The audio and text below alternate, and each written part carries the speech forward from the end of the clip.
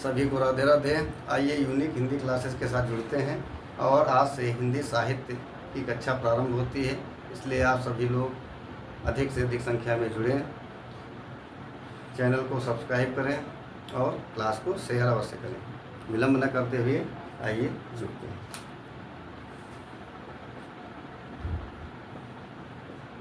हिंदी साहित्य का इतिहास।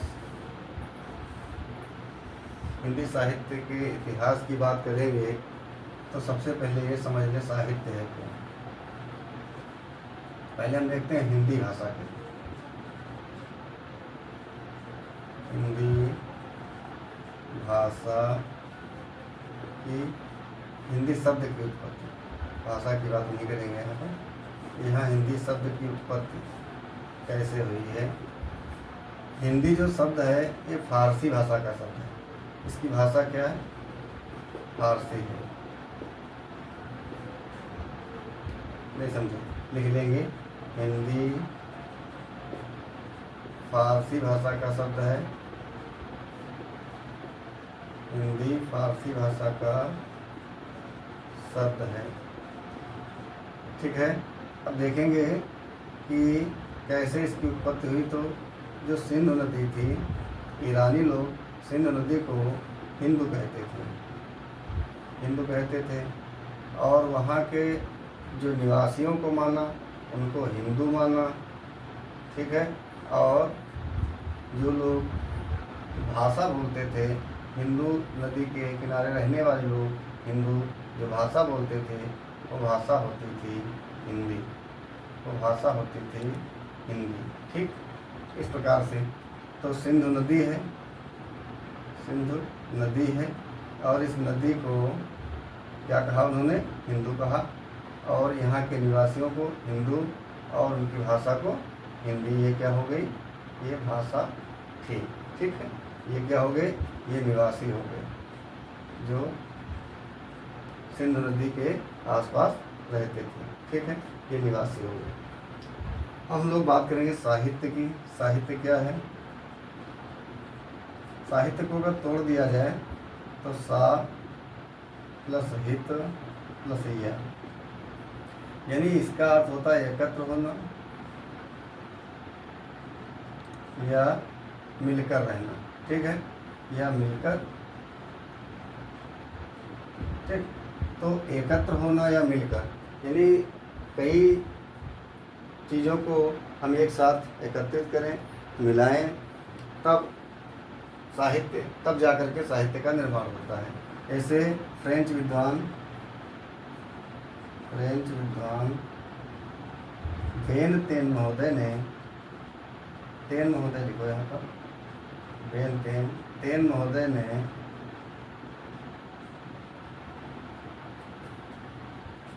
तीन तत्वों को साहित्य के लिए महत्वपूर्ण माना है। एक तो आपका माना है जाति, दूसरे वातावरण, तीसरे क्षण विशेष। ठीक है। इस प्रकार से आप देख रहे हैं कि कई बिंदुओं को जोड़ करके साहित्य का निर्माण होता है।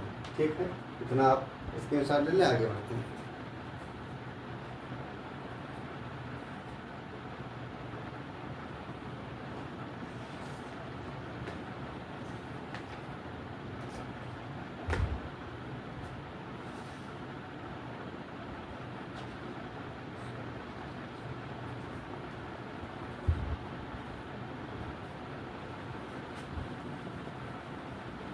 ठीक है। अब इतिहास लिखने की पद्धतियाँ क्या हैं, थोड़ा सा ये भी जान लेते हैं, तब आगे बढ़ते हैं।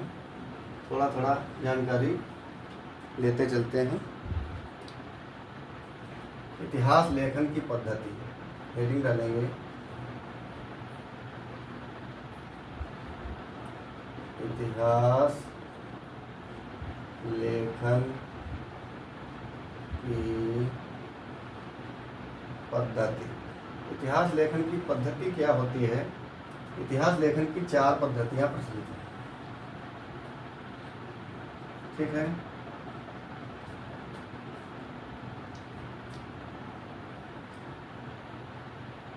तो पहली पद्धति को हम लिखेंगे वर्णानुक्रमी पद्धति। वर्णानुक्रमी पद्धति। दूसरी आपकी हो जाएगी कालानुक्रमी पद्धति। कालानुक्रमी पद्धति। तीसरी आपकी हो जाएगी वैज्ञानिक पद्धति। वैज्ञानिक पद्धति। और चौथी जो हो जाएगी वो विधेयवादी पद्धति। विधेयवादी पद्धति आपकी हो जाएगी। इसको 3 नंबर डाल देंगे, इसको 4 नंबर डाल देंगे। ठीक है, तो 4 पद्धतियाँ हैं, वर्णानुक्रमी पद्धति, कालानुक्रमी पद्धति, वैज्ञानिक पद्धति और विधेयवादी पद्धति। ये 4 पद्धतियों में आप पढ़ेंगे। अब देखिए, आपको देखना ये है कि वर्णानुक्रमी पद्धति क्या होती है। तो इसमें लिखेंगे वर्णमाला। वर्णमाला के वर्णों के क्रम। वर्णों के क्रम के आधार पर कवियों के नाम ठीक रहते हैं और उनकी कविता रहती है, उनका वर्णन रहता है। नाम व वर्णन, है ना, कि उस कवि ने क्या लिखा। तो ये वर्णमाला के नाम के आधार पर रहता है। तो वर्णमाला के नाम के आधार पर रहता है। दूसरा है काल के आधार पर। काल माने समय होता है। काल के आधार पर। ठीक है, इसमें वर्तमान वैज्ञानिक पद्धति के आधार पर, वैज्ञानिक तौर तरीकों के आधार पर रहता है। और इसमें जो है ये सर्वश्रेष्ठ पद्धति है। ये सर्वश्रेष्ठ पद्धति मानी गई है। ठीक है, सर्वश्रेष्ठ पद्धति। अब इसमें क्या है, विधेयवादी पद्धति के अंतर्गत आपके जो है वो रामचंद्र शुक्ल जी आते हैं। सबसे पहले वर्णानुक्रमी पद्धति में देखते हैं। वर्णानुक्रमी पद्धति में गारसा दत्तासी, गारसा दत्तासी हैं। और दूसरे हैं शिव सिंह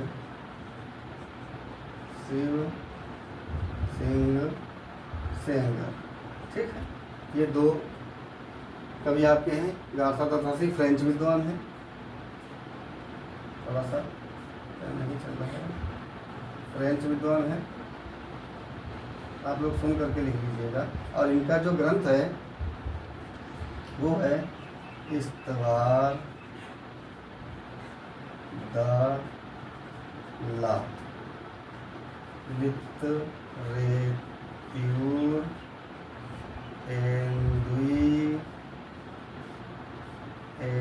हिंदुस्तानी।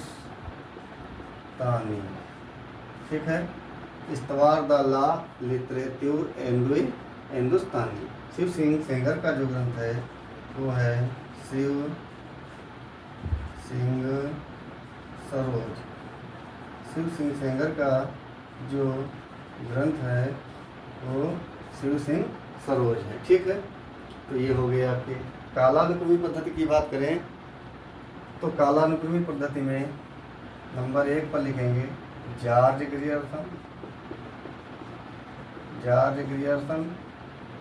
और आपके दूसरे हो जाएंगे मिस्र बंद। ठीक, तो जॉर्ज ग्रियर्सन का जो ग्रंथ है वो है the modern vernacular literature of northern Hindustan. अच्छा, कहीं कहीं नादर्न नहीं लिखा है तो कोई दिक्कत नहीं है। The modern vernacular literature of northern Hindustan, कहीं कहीं ये लिखा है, कहीं कहीं the modern vernacular literature of Hindustan, इतना लिखा है। ठीक है। मिश्र बंधु विनोद का जो ग्रंथ है वो है मिश्र बंधु का जो ग्रंथ है वो मिश्र बंधु विनोद है, मिश्र बंधु विनोद है, ठीक है। लगभग 5000 कवि हैं इसमें, लगभग 5000 कवियों का वर्णन किया गया है और बहुत बड़ा ये ग्रंथ है, ठीक है। फिर वैज्ञानिक पद्धति, ये जो विज्ञान के आधार पर जो भी आवश्यक तत्व हैं उनके आधार पर होता है। विधेयवादी पद्धति में अगर बात करी जाए तो विधेयवादी पद्धति में क्या है,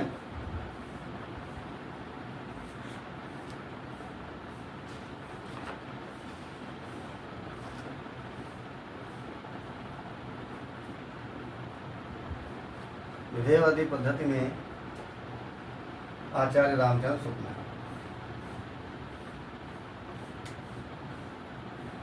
आचार्य शुक्ल जी हैं, आचार्य रामचंद्र शुक्ल जी हैं और जो इनका ग्रंथ है वो है हिंदी साहित्य का इतिहास, हिंदी साहित्य का इतिहास, हिंदी साहित्य का इतिहास, ठीक है, इनका ग्रंथ है। इस प्रकार से आपने ये देखा। अब आप स्क्रीनशॉट ले लें, इसके बाद हम आगे बढ़ते हैं।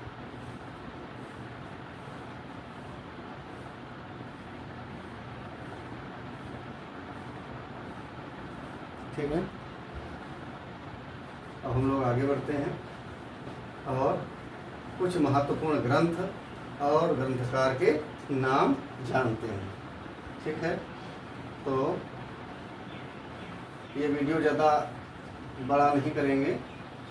कुछ बच्चे कहते हैं कि सर वीडियो ज़्यादा बड़ा ना हो तो ज़्यादा अच्छा है, इसलिए हम थोड़ा सा स्टार्ट करते हैं इसमें, ताकि आपको अगली कक्षा में पता हो जाए कि हम क्या पढ़ाने वाले हैं, पहले से आपको पता हो जाए क्या पढ़ाने वाले हैं, ठीक है। तो आप एक तरफ लिख लीजिए ग्रंथकार, ठीक है, और एक तरफ लिख लीजिए इतिहास ग्रंथ, इतिहास ग्रंथ, एक तरफ ग्रंथकार एक तरफ इतिहास ग्रंथ, ठीक। हमारा लेख हो सकता है अच्छा ना हो, आप जो है अच्छा लिखेंगे, नोट्स बनाएंगे, अच्छे अच्छे नोट्स बनाएंगे और मन लगाकर पढ़ेंगे ताकि आपको सफलता मिले। नंबर 1 ग्रंथकार में हम लेंगे गारसा द तासीर। ईश्वर से हमारी यही प्रार्थना रहेगी कि आप पढ़ें और आगे बढ़ें, अच्छे अंक आपको प्राप्त हों, सफलता आपको प्राप्त हो, ठीक है। गारसा द तासीर ये फ्रेंच विद्वान हैं, ठीक है, फ्रेंच विद्वान हैं। बात करी जाएगी इनके ग्रंथ की तो क्या ग्रंथ हमने लिखवाया है आपको, इस्तवार द ला लिटरेचर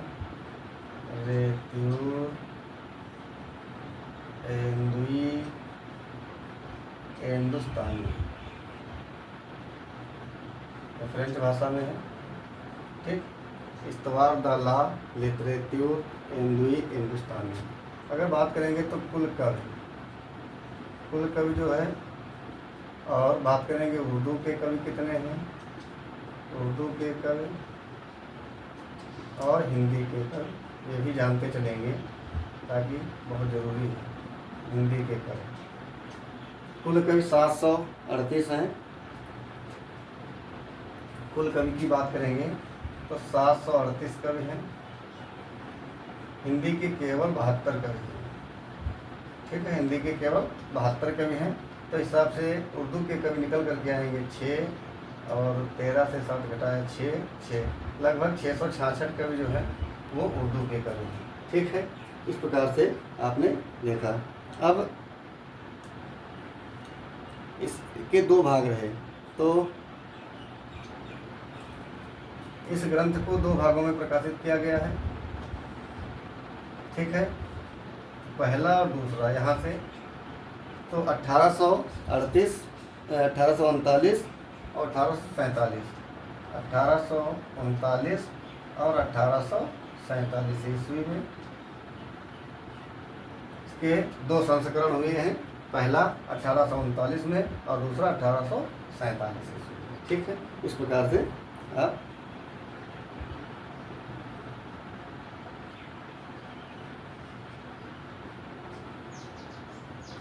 71 है सर, सॉरी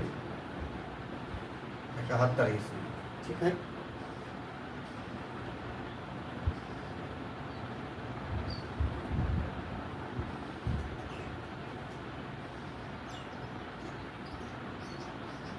नहीं वो सही लिखा था भैया ने।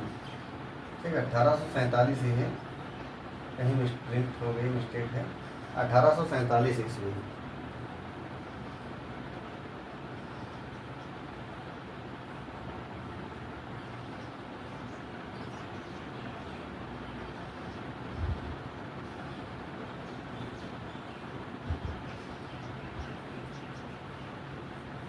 ये प्रथम भाग का प्रकाशन है, ये प्रथम भाग का प्रकाशन है। ठीक है, और द्वितीय भाग का प्रकाशन है, ये द्वितीय भाग का प्रकाशन है। और जो ये प्रथम संस्करण की बात करेंगे, ये प्रथम संस्करण है, संस्करण। ठीक है, प्रथम संस्करण।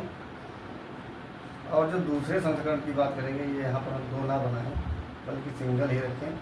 और द्वितीय संस्करण की जो बात करेंगे, द्वितीय संस्करण होगा 1871 ईस्वी में। ठीक है, ये द्वितीय संस्करण है,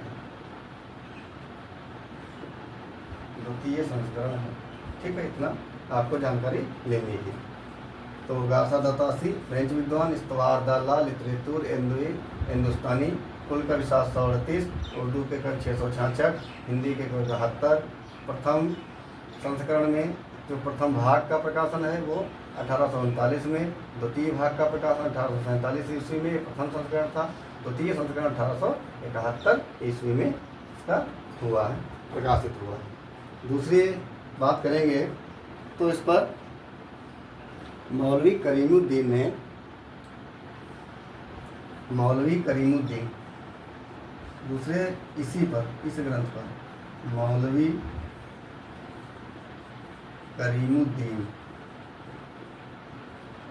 ये भी आप जानते चलें, मौलवी करीमुद्दीन। ठीक है, मौलवी करीमुद्दीन ने जो लिखा वो ग्रंथ लिखा है तज़किरा, तज़किरा ई, तज़किरा ई शुअरा ई हिंदी, तज़किरा ई शुअरा ई हिंदी, तज़किरा ई शुअरा ई हिंदी।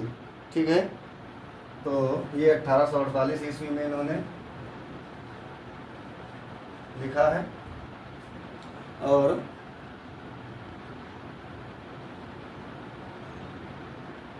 इसमें क्या है, लगभग 1000 जो कवियों, कुल कवियों की बात करेंगे, कुल कवि तो 1004 के आसपास कुल कवि हैं। और हिंदी के अगर कवियों की बात करें तो हिंदी के कुल जो है इतने 82 कवि हैं, सॉरी 62 कवि हैं, हिंदी के कुल 62 कवि हैं, शेष सब उर्दू के कवि हैं। ठीक है,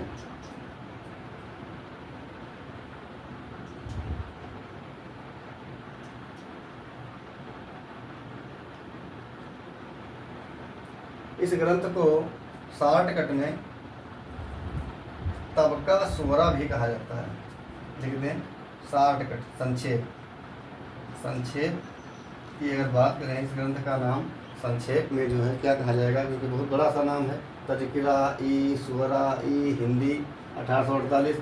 लेकिन अगर हम संक्षेप में इसको देखें तो संक्षेप में इसका नाम है, वो है तब का शुअरा, तब का शुअरा। ठीक है, इस ग्रंथ का नाम तब का स्वरा। इसलिए अगर परीक्षा में ये पूछ लिया जाए कि तज़किरा ई स्वरा ई हिंदी का संक्षिप्त नाम क्या है, तो तब का स्वरा है और मौलवी करीमुद्दीन ने इसे लिखा है। एक बार देखें, गारसा दत्तासी ने इस्तवार डालिया लिटरेचर हिंदुस्तानी लिखा, कुल कवि 738 हैं, हिंदी के कोई 72 है। इस प्रकार से उर्दू के 666 कवि निकल करके आते हैं। प्रथम संस्करण की बात करेंगे तो 1839 में प्रथम भाग, 1847 में द्वितीय भाग और द्वितीय संस्करण जो है 1871 ईस्वी में हुआ है। फिर इसके बाद में मौलवी करीमुद्दीन ने जो ग्रंथ लिखा उसका नाम है तज़किरा ई स्वरा ई हिंदी, 1848 में लिखा इन्होंने। कुल कवि 1004 हैं, हिंदी के 62 कवि हैं। संक्षेप में इस ग्रंथ का नाम है तब का स्वरा। ठीक है, इस प्रकार से आप नोट कर लीजिए, बाकी आगे मिलते हैं। और अब अगर देखा जाए तो विस्तृत और भी है इसमें। आपके जो भागों का प्रकाशन हुआ है, तो भागों का प्रकाशन हुआ है 3 भागों में। ठीक है, 3 भागों में इसका प्रकाशन हुआ है। तो प्रथम भाग 70, फिर 71, है ना, 3 भागों में। द्वितीय संस्करण जो इसका हुआ है, अब इसको 3 भागों में कर दिया गया ना, प्रथम संस्करण ये और द्वितीय संस्करण ये। तो 1870 और 71 इसमें 2 भाग और बना दिए गए हैं। ठीक है, चलिए मिलते हैं अगले वीडियो में। जय हिंद, जय भारत।